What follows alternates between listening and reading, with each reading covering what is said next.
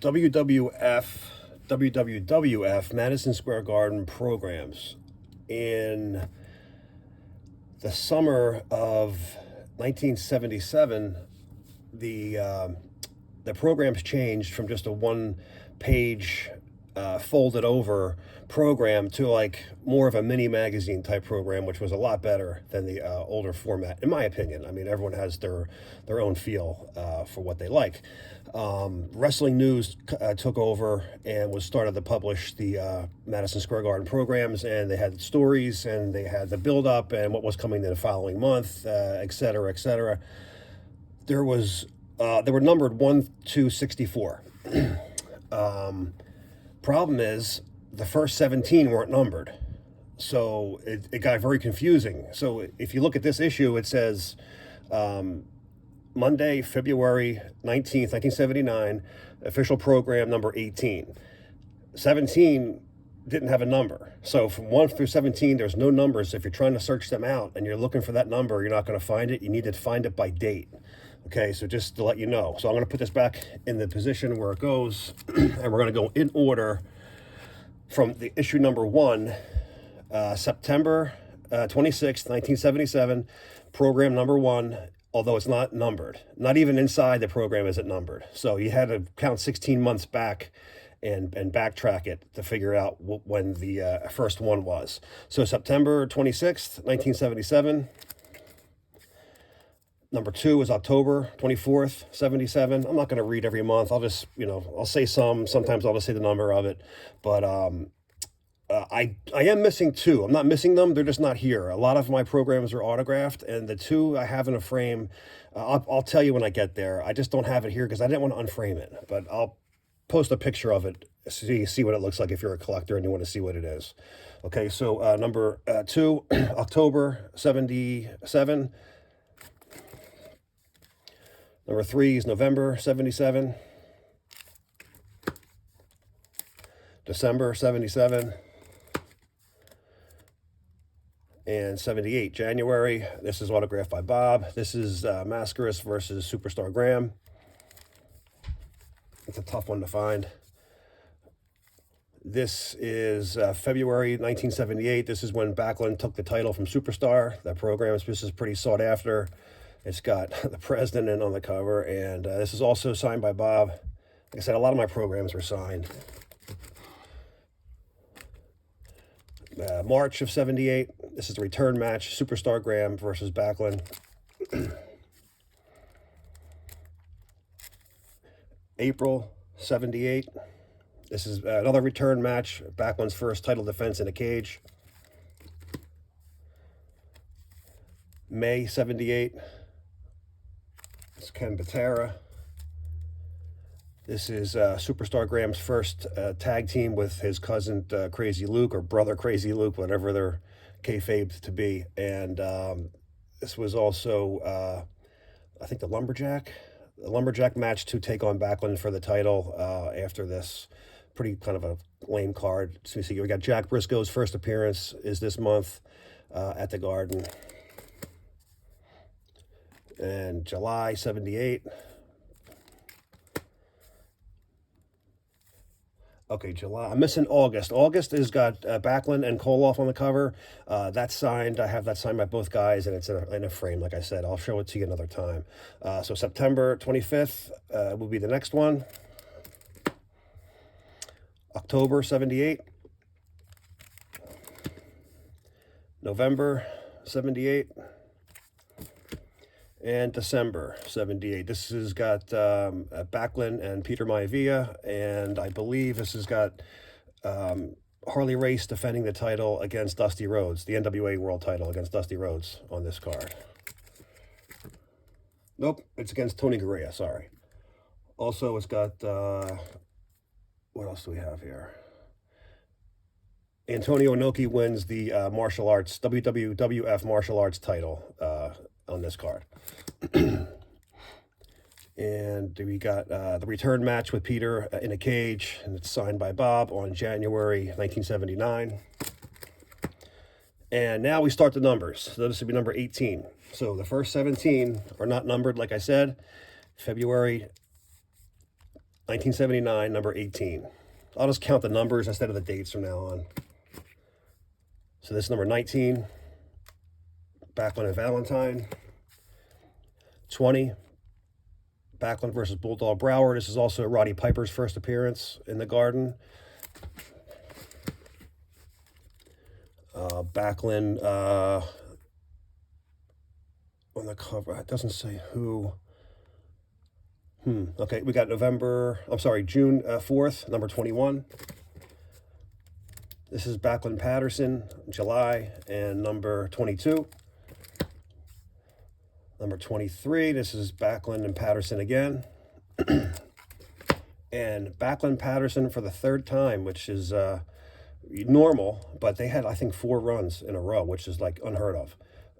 Number 24.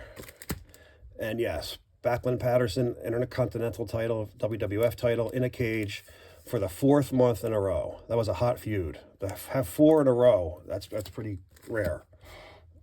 This doesn't belong here. It's just another Wrestling Wonders program.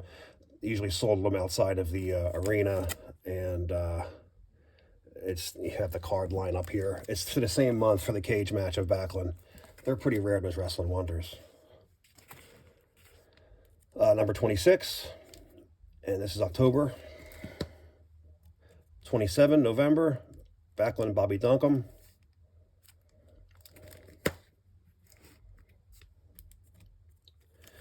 December, number 28, and this has got Hulk Hogan's first appearance in the Garden. Let me go back to number 27. This has got David Von Erich's first appearance in the Garden.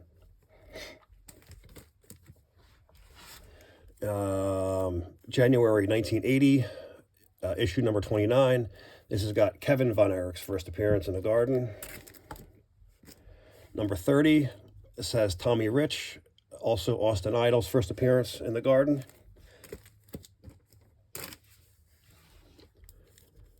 Number 31, this is Kerry Von Erich's first appearance in the Garden.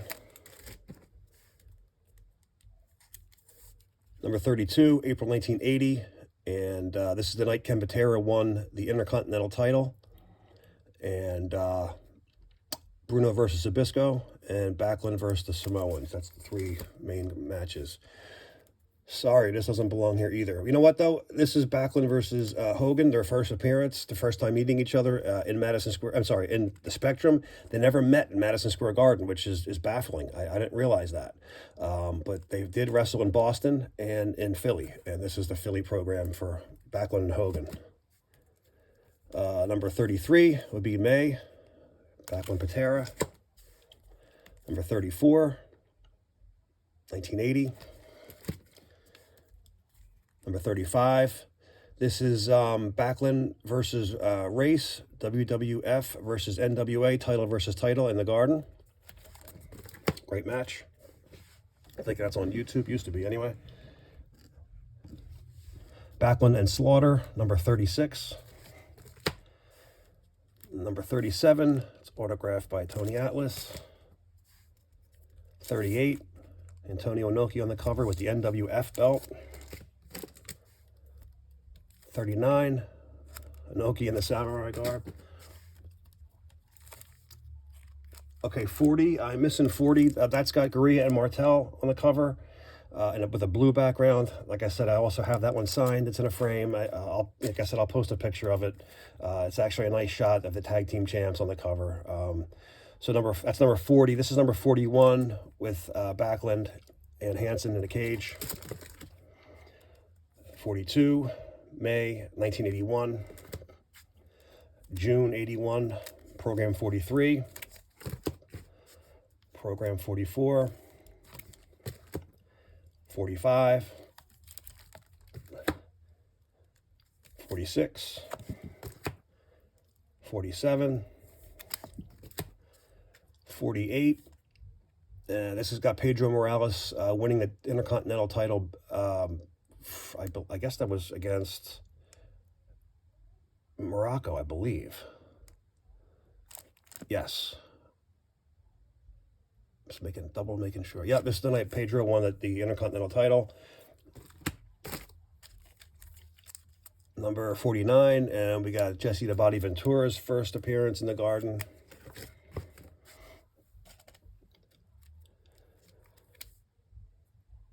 trying to find the number 50. They're getting harder to find. They changed the style of the program, so they put the numbers in a lot of crazy places, different places. So number 50 in February 1982, 51, 52, 53, 54. This has the Strombo brothers winning the WWF tag team titles that night. 55, 56, it's got Tiger Mask's first appearance, and he wrestles the Dynamite Kid. 57, 58, also got the ticket stub. 59, 60, and this is Morocco winning the title back from Morales for his second time, the Intercontinental title. 61, 62, 63, and 64, which is the last one. And this is the Fabulous Moolah's first WWF women's title defense after she handed the NWA women's title over to Vince. He bought the rights, and because she owned it, and this would be considered the first WWF women's title match. It was the NWA women's title, world title, beforehand up until this point, and this was the first time it was considered the WWF women's title. This is the last style of this particular issue, of this program. From this point on, they went to the Joe generic, everybody gets the same program, and it came with a lineup sheet for every different arena it went into. I hated them. They were fancier, they were thicker, they had better pictures, but I just like each individual stadium or field or house or VFW, wherever it was, they all had their own program, and I like that much better, rather than just everyone gets the same program with a sheet of paper. But that was a changing of the times, and this was the end of this style, and then they went to the, like I said, the generic, one-size-fits-all programs after this, and that's kind of when I stopped buying them myself. But so there it is. That's 1 through 64 Madison Square Garden programs. I have a bunch from the early 70s as well. I don't have them all. I didn't want to show them because I don't have them all. But, I mean, I have most of them. And I'll probably end up doing it one day because I really don't buy programs anymore. So anyone looking to complete their Madison Square Garden collection, there it is.